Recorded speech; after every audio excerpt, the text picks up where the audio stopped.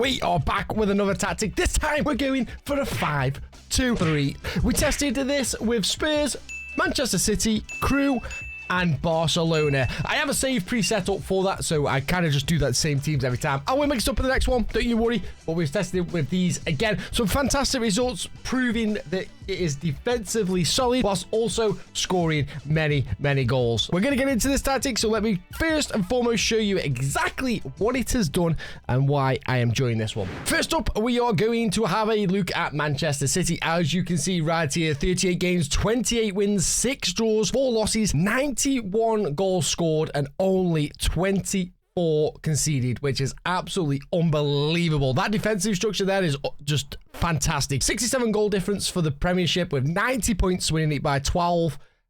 Lovely stuff. Unfortunately, got knocked out of the Champions League by Real Madrid. I kind of don't mind if we get knocked out by Real Madrid because it's literally sometimes a flip of the coin with how good the teams are. Managed to pick up some good results. A 2-0 against Manchester United. A 3-0 against Liverpool with a man sent off as well. A 6-1 at home against Bayern Munich.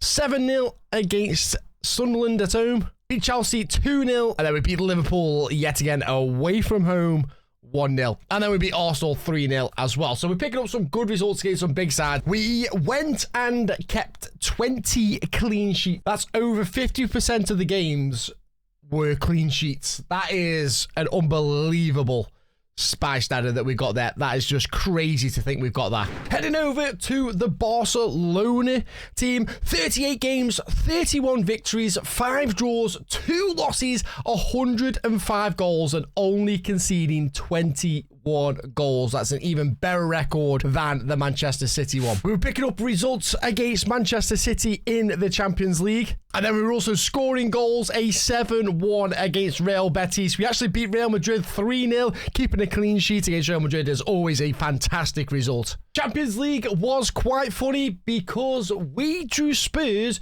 who I am using the same tactic with in the save. So in the last round of the 16, Spurs did beat us. They beat us 3-0 away from home, but they're using the same tactic that we are with Barcelona, so we'll get into Spurs in just a sec. We pick up a Spanish Cup with Barcelona, winning in extra time against Atletico Madrid 2-1. And once again, we are going to show off this here, 22 clean sheets. So we got 2 extra in Spain with 22 clean sheets, which is crazy from us. Few shots against as well, 272, and our shots was 759. Incredible. Lewandowski getting most goals as well, picking up 22 goals for us. Pretty much all them players there are pretty much ours, which is quite incredible. Now, with Spurs, we were only 2 points off winning the Premier League. We had 23 wins, 9 draws, 6 defeats.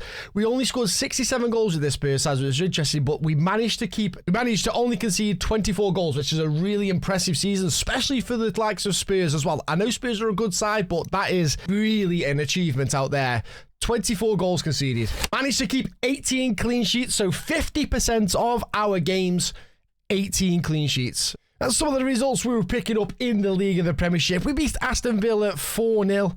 We beat Chelsea 4-0. We beat Manchester United 2-0. We drew 0-0 with Arsenal, keeping that clean sheets. We then beat Fulham 7-0. Picked up a 5-0 victory against Benfica in the Champions League. We beat Inter Milan 4-0. Newcastle, we managed to beat 6-1. Arsenal, we managed to beat 3-1.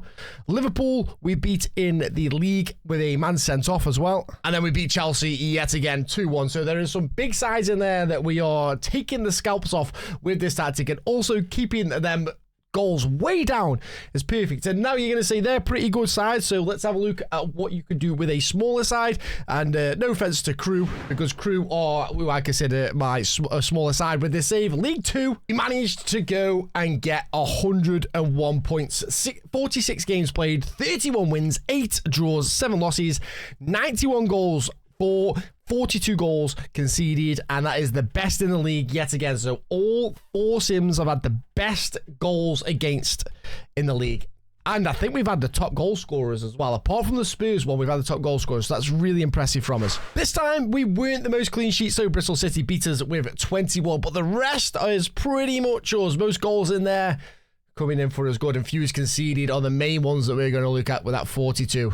But the reason why we didn't finish top with the clean sheets is because we actually matched Bristol Rovers, and yeah, we got 21 clean sheets. Pretty good going yet again from us. So the reason that we finished second in the tide is because we played less games.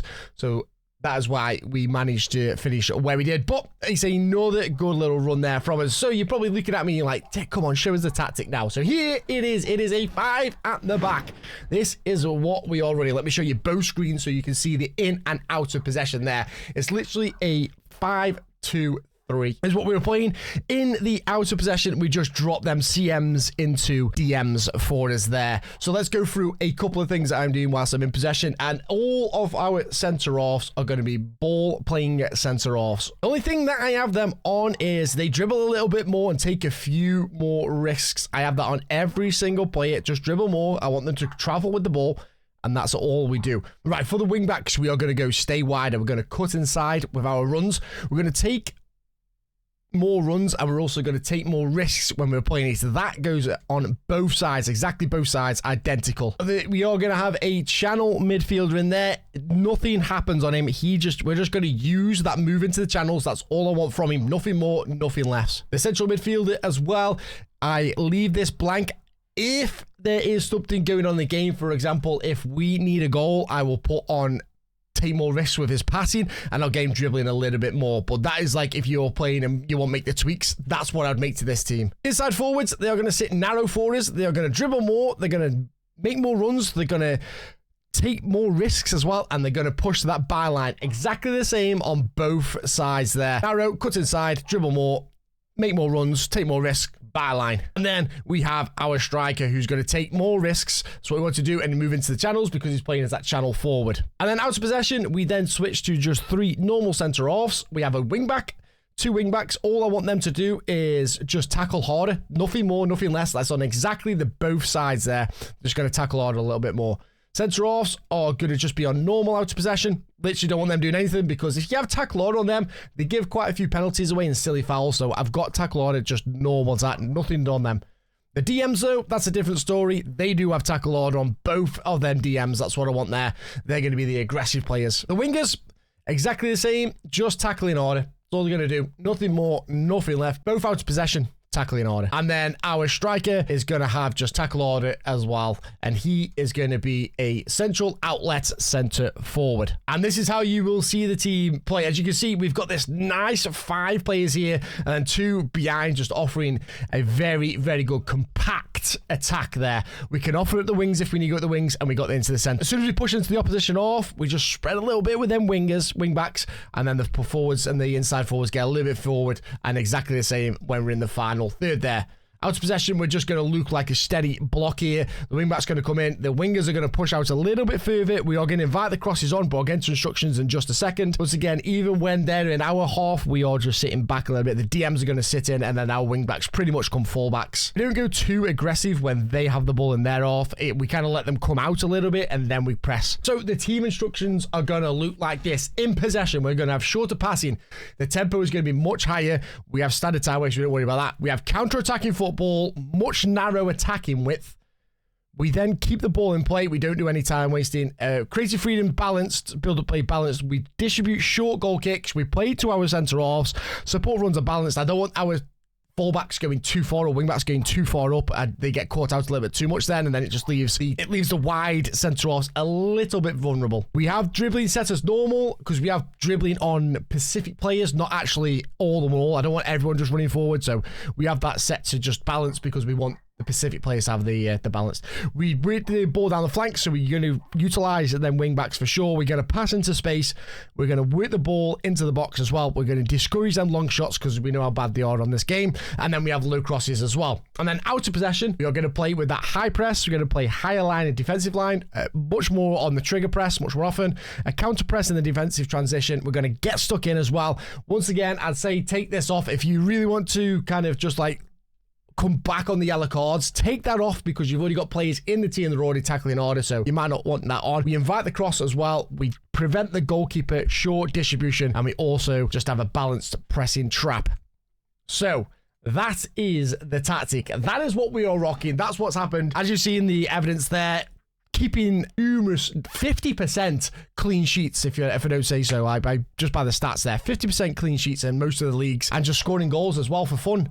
Give it a try. Let me know how it is. The link will be in the description if you do want to try this. So give me a go. Leave it in the comments as well if you do have a go, and then I can tweak it if it needs tweaking, or I can hopefully see you having great success with it, which will be perfect. But if there's other formations or any systems that you want to see me try and build or have a go at and work, please leave in the comments down below. That way I can try and do some funky stuff. And also, if there's any managers that you want replicating, leave it in the comments down below. Guys, please leave a like and hit the subscribe button on the channel. It helps out massively, gets me in the algorithm, and it would be perfect to grow this channel a little bit more. Guys, you guys are absolutely legends. Try to test it out, let me know, and I'll catch you all next time. Much love.